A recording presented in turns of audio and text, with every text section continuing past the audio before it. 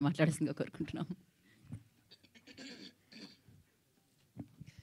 శ్రీరామ రామ రామేతి రమే రామే మనోరమే సహస్రనామ తత్తుల్యం రామనామవరాననే. రామచంద్రుడి పేరు చాలా మనోహరమైనది. అంటే ఆయన పేరు తలుచుకున్నంతనే సంతోషము, ఆనందము, ఉత్సాహము, ఆహ్లాదమే రావడమే కాకుండా ఆయనది ఒక్కసారి నామం తలుచుకుంటేనే సహస్ర నామాలు తలుచుకున్నంత విలువైనది, బలమైనది అని శివుడు రాముడు గురించి చెప్పడం జరిగింది. అందుకే శివ ఉవాచ అని ఈ మాట చెప్తారు. విచిత్రమైన విషయం ఏంటి అని అంటే, ఈరోజు పొద్దున నాకు కర్నల్ భిక్షపతి అని ఫోన్ చేశారు.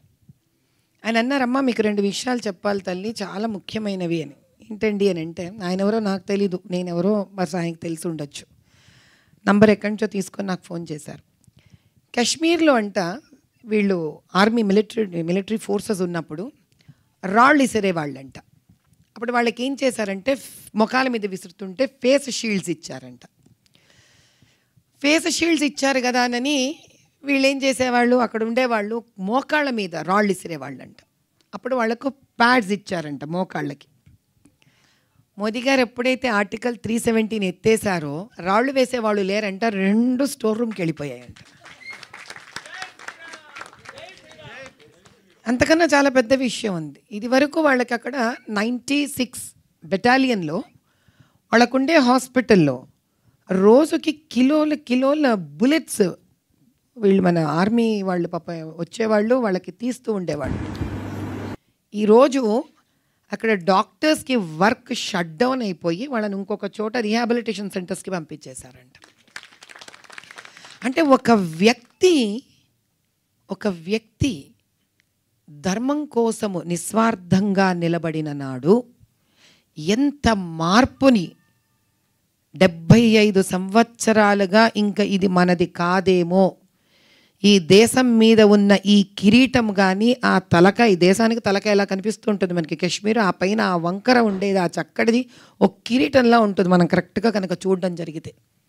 సో దేశానికి అటువంటి ఆ తలకాయ, దాని మీద కిరీటం ఇంకా మనది కాదేమోనని అందరూ నిర్ణయించుకున్నా కూడా ఎక్కడికి పోలేదు. దేశం తలకాయ దేశాంతే, దాని కిరీటంనే నిరూపించారు.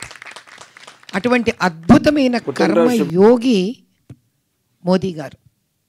మనందరి అదృష్టం ఆయన కాంటెంపరీస్గా ఉండడం. అంటే ఆయన ప్రధానమంత్రిగా మనకి ఉన్నప్పుడు మనమందరం కూడా ఆయనతో పాటు భారత భూమి మీద జీవించి ఉండడం మన అదృష్టం.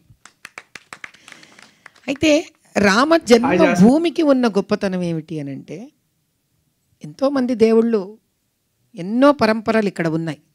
రాముణ్ణి మాత్రమే ఎందుకు మనం అంతగా పొగుడుతాము, అంతగా ఆయన గురించి మాట్లాడుకుంటామంటే, మనందరికీ ఆయన ఒక విష్ణు స్వరూపం అని తెలిసినా కూడా మనందరిలాగే ఒక సామాన్యమైన మానవ జన్మను ఎత్తి భూమి మీద ఉండే ప్రతి కష్టాన్ని, ప్రతి ఇబ్బందిని ఆయన అనుభవించాడు. చాలామంది ఎన్నో రకాల ఆయన మీద సవాళ్ళు విసిరారు, ఆక్షేపించారు. అంటే people have insulted even the character called Rama. అంటే మనకేమవుతుందంటే, అరిగిన బాధలు, అరగని బాధలు అని 2 ఉంటాయి. తిండి ఎక్కువైతే ఓ బాధ, తక్కువైనా కూడా ఓ బాధే. మా తమ్ముడు ఎప్పుడూ అంటాడు, ఏదన్నా బాధ వస్తే వాడికి ఇది అరిగిన బాధనా అరగని బాధనా అని అడుగుతూ ఉంటాడు. అంటే మనం ఎప్పుడూ ఏమనుకుంటామంటే, ఏముందిలే, మేము ఉంటే చేసేవాళ్ళమే ఆ స్థానంలో, అదేం పెద్ద కష్టం, మాలాగా జీవిస్తే తెలుస్తుంది వీళ్ళకి. కానీ రామచంద్రుడిని లాగా మళ్ళీ జీవించడం అంటే అసంభవానికి దరిదాపుల్లాంటిది. ఇంకొక రామచంద్రుడు ఈ భూమి మీద పుట్టి అంత ధర్మబద్ధంగా ఉండి ప్రతి ఒక్క విషయాన్ని ధర్మబద్ధంగా పట్టుకొని బతకడం, జీవించి అందరినీ కూడా బాధ్యత పట్ల మెప్పించడం చాలా కష్టం. ఒక్కొక్క చిన్న ఉదాహరణ ఇస్తాను మీకు, రామాయణం ఘట్టంలోది. అందరూ ఏమనుకుంటామంటే, రామచంద్రుడు దశరథ మహారాజుకి ఒప్పేసుకొని అయ్యో నాన్న అని ప్రేమతో ఉండి ఆయన అడవికి వెళ్ళిపోయాడని అనుకుంటాం. తండ్రికి చెప్పిన మాట వినే కొడుకు అనుకుంటాం. అంతకన్నా చాలా లోనాంతర్యం ఉంది. ఆయన ఆ రోజు వాళ్ళ నాన్నగారు 2 రోజుల ముందే మెంటలీ డిసైడ్ అయిపోయాడు దశరథ మహారాజు. ఏమని? ఇంకా నాది రిటైర్మెంట్ టైం వచ్చేసింది, రాముడికి ఎలాగో పట్టాభిషేకం చెయ్యాలని. ఒక్కసారి ఆ మెంటాలిటీ వచ్చాక ఇంక మళ్ళీ మన రాజ్యం పరిపాలించలేము, అంటే అలసట వచ్చేసిందని దాని అర్థం. రాముడు కనుక ఆ నిమిషంలో అడవికి వెళ్ళవలసి వస్తే 14 ఏళ్ళు అయోధ్యకు రాజు ఉండడు. సో ఆయన మధ్యలో ఆయన ముందు 2 సమస్యలు ఉన్నాయి. ఇప్పుడు నాన్న మాట విని నేను అడవికి వెళ్ళిపోతే 14 సంవత్సరాలు రాజు ఉండడు.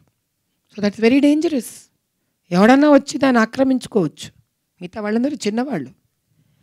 లేదా ఇక్కడ ఉండిపోయాననుకో, నాకేం వినాల్సిన అవసరం లేదు, ఒక రకంగా నేను రాజు అయిపోయాను, మీరు రిటైర్ అయిపోయారు, దీన్ని చూసుకోవాల్సిన వాడిని నేనే. ఏ టైప్లో? ఔరంగజేబ్ టైప్లో. ఔరంగజేబ్కి ఎవరు రాజ్యం ఇలే, తీసేసుకున్నాడు ఔరంగజేబ్. అలా తీసుకున్నాడు అనుకోండి. ఆయన ఆపేవాళ్ళు ఎవరూ లేరు. కానీ ఆ రోజు ఆయన ఒకటే ఆలోచించాడు. ఆ ధర్మ సూక్ష్మం మీకు చెప్తాను ఈరోజు.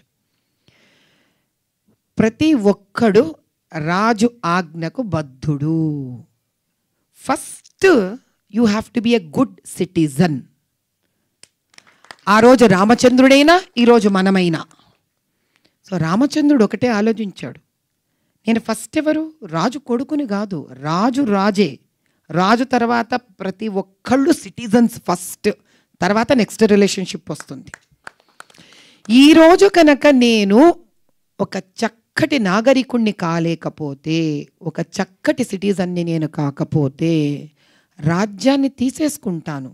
రేపొద్దున నన్ను చూసి ఇంతమంది సిటిజన్స్ నా మాట వినరు. వాళ్లకు నేను ఆదర్శప్రాయమైన సిటిజన్ అవ్వను. ఫస్ట్ ఆఫ్ ఆల్ రాజు అవ్వచ్చు, నా ఫస్ట్ లెవెల్ ఏంటి? ఒక చక్కటి నాగరికుడు అవ్వడం. నేను ఈ నాగరికుడిని అవ్వను. నష్టం ఎవరికి? నెక్స్ట్ క్వశ్చన్ వేసుకున్నాడు తనకు తాను. ఒక చక్కటి అక్కడ ఉన్న నాగరికుడు కనుక ఒక చక్కటి నాగరికుడు అంటే రాజు మాట వినని వాడైతే వాడికే నష్టం కలుగుతుంది అని బాధ ఆయనకి.